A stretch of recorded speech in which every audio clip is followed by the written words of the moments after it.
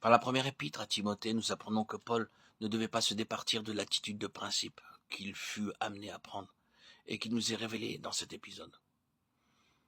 L'idée qu'il se faisait du ministère auquel il avait été appelé était telle qu'il ne voulait s'adjoindre que des hommes connus et éprouvés. Lorsqu'après quelques années, Jean-Marc eut fait ses épreuves, Paul n'eut aucune objection à l'avoir comme compagnon de travail. Il donnera même des instructions pour qu'on le lui amène.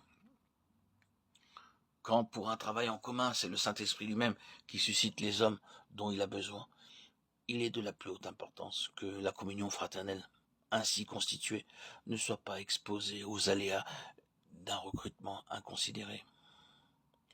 Un ouvrier sans expérience et mal affermi sera presque fatalement une cause de trouble. Et si l'harmonie est rompue, ce sont les intérêts de Jésus-Christ qui en souffriront. Les candidats à l'œuvre de Dieu devraient trouver au sein de l'Assemblée dont ils font partie toutes les occasions qui sont nécessaires à une mise à l'épreuve en règle.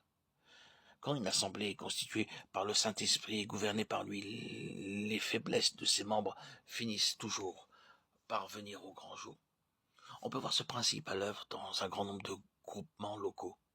En serait-il ainsi si Dieu n'avait pas en vue le développement moral et spirituel de chaque membre de Christ? Tel est du moins le but immédiat. Quant à l'objectif lointain, il est précisément d'armer l'individu en prévision des ennemis qu'il aura rencontrés sur le chemin de la vie, alors qu'il n'aura plus à sa portée de bienfaisant appui de sa famille spirituelle. Les champs de mission sont parfois le théâtre de terribles tragédies en matière de relations rompues. Rompues, pourquoi?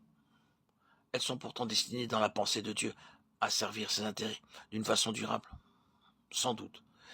Et c'est à l'assemblée d'origine, ici en Europe, qu'il faut s'en prendre.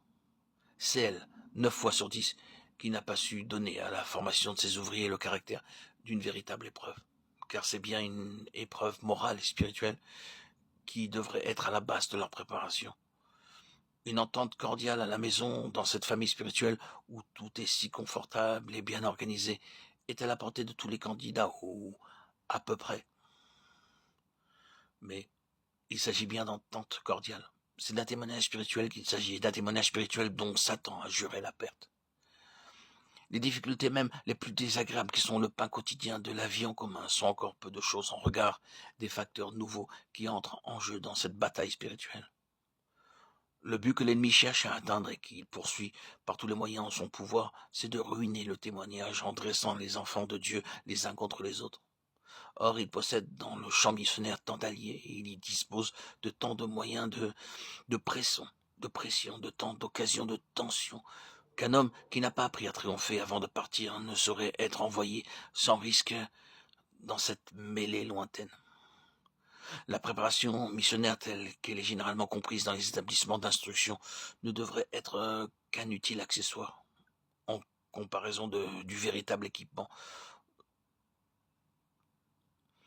nécessaire. La vraie préparation n'est pas académique, elle est spirituelle.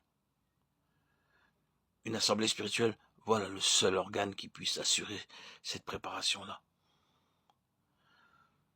Si quelqu'un n'a pas eu sa part de la discipline spirituelle d'une assemblée digne de ce nom, il lui manquera toute sa vie quelque chose.